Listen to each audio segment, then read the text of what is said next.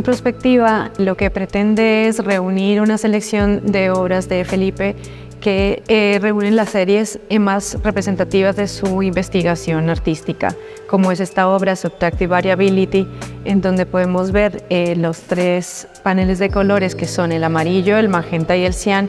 que unidos generan pues un prisma de colores infinito. La obra de Felipe es una obra muy dinámica, muy activa, que el espectador la activa atravesándola, así como el Subtractive Variability, que se puede activar con el movimiento, entre otras piezas que se podrá ver en la exposición. Es una exposición que además pues,